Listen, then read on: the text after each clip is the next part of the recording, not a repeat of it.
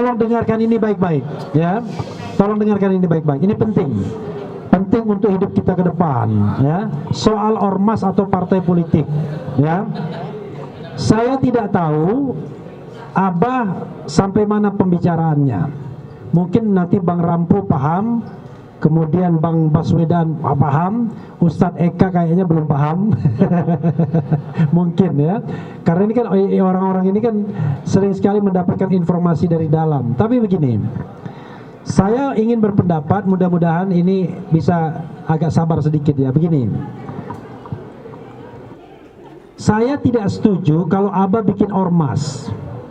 Terus terang saja. Kenapa? Memelihara satu organisasi saja tidak gampang, apalagi dua organisasi. Oke? Yang kedua, ormas dan parpol itu dua entitas yang berbeda. Kalau ormas, orientasinya adalah pelayanan masyarakat, ya kan, untuk civil society, ya. Tapi kalau parpol itu untuk merebut kekuasaan atau sharing power. Jelas kan? Kalau kita dua-duanya bisa nggak kuat kita di tengah jalan, ya. Darah kita habis untuk menjalankan dua organisasi ini. Satu. Yang kedua, kita nggak boleh bohong sama masyarakat. Bikin ormas kemana-mana, ngaku ormas, ujung-ujungnya ngajak masuk partai politik. Nggak boleh bohong from the beginning. Jangan seperti partai yang ono, ya kan?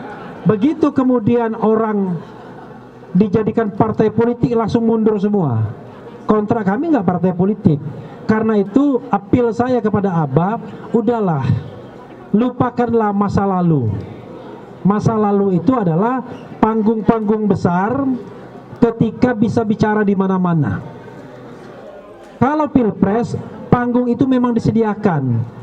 Tetapi kalau sudah menjadi orang swasta, masa kita menciptakan panggung di mana-mana? Dari mana uangnya? Dari mana biayanya? Sehingga yang terjadi adalah tidak produktif. Maka apel saya adalah harusnya Abah bisa mendeklarasikan partai politik bila perlu tanggal 20 Oktober nanti. Itu satu. Oke. Tapi partai politik apa yang mau dibangun? Saya mengatakan begini, ini mungkin teman-teman sekalian ada yang suka, ada yang tidak. Kalau partai tersebut digunakan hanya untuk mengantarkan Anies Baswedan sebagai Presiden Republik Indonesia, saya katakan partai itu pasti gagal. Betul, ya? Saya jelaskan nanti. Yang kedua, kalau partai itu berharap sumbangan dari para cukong, partai itu pasti gagal.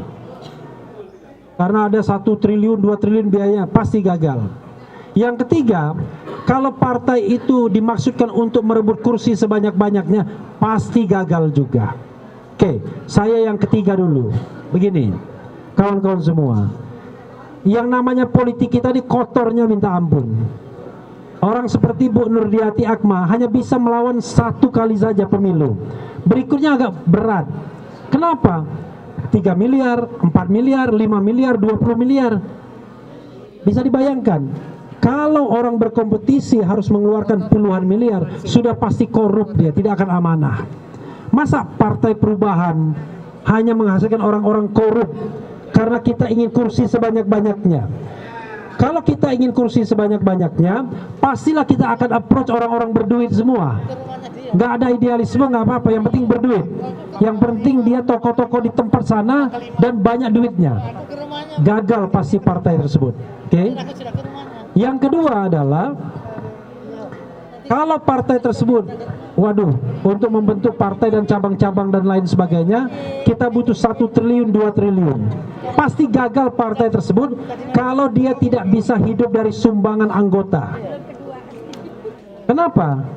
Kalau dia dilandaskan pada cukong, maka semua orang daerah akan nunggu mana duitnya. Begini semua. Begitu mentalitasnya adalah mentalitas mengharapkan duit, maka gagal partai tersebut. Tidak ada pejuang lagi, tapi yang ada adalah manusia bayaran. Seperti yang ngerusak demo yang ngerusak diskusi tadi. Kan manusia bayaran semua itu kan? Dia cari Gatot Nurmantio, sudah tahu Gatotnya nggak ada, tetap aja demo dia. Karena kontraknya sudah ada kan? Nah, karena itu harus bisa hidup dari sumbangan. Oke. Nah, yang terakhir adalah apa bedanya Partai Perubahan kalau ternyata feodal dan mengkultuskan individu? Apa bedanya dengan Nasdem yang mengkultuskan Surya Paloh? Apa bedanya Gerindra yang mengkultuskan Prabowo Subianto? Apa bedanya dengan partai-partai lain yang tidak ada yang namanya sirkulasi kepemimpinan? Maka saya mengatakan kita harus membuat partai dengan niat yang baik, dengan niat untuk berjamaah, agar kita bisa melawan kezaliman, bisa menegakkan keadilan secara bersama-sama, nggak bisa sendirian. Anies Baswedan bukan Dewi Keadilan yang tutup matanya lalu tebaskan pedang kemana-mana, nggak akan kuat juga. Karena itu perlu berjamaah. Nah, dalam jemaah tersebut walaupun tidak dikatakan, tetap Anies yang menjadi imam kita, benar nggak? Tetapi kalau dia mohon maaf, kalau dia kentut, ya kan, kalau dia buang angin, ya harus diganti imamnya, benar nggak?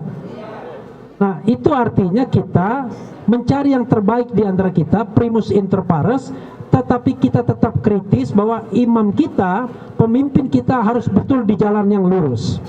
Tidak menjadikan partai sebagai alat negosiasi, tidak menjadikan partai semata-mata untuk menjadikan dirinya Presiden Republik Indonesia.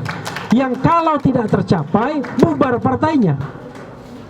Saya menginginkan bahwa partai itu adalah alat perjuangan kita, alat kita untuk mendapatkan ridho dunia dan akhirat.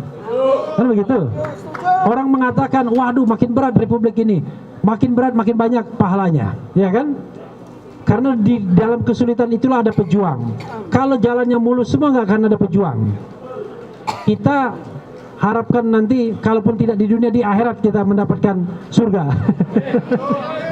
Jadi kawan-kawan semua, sekali lagi saya apel kepada Abah, Bah, udahlah Bah, nggak usah bikin ormas-ormas dulu, ya kan?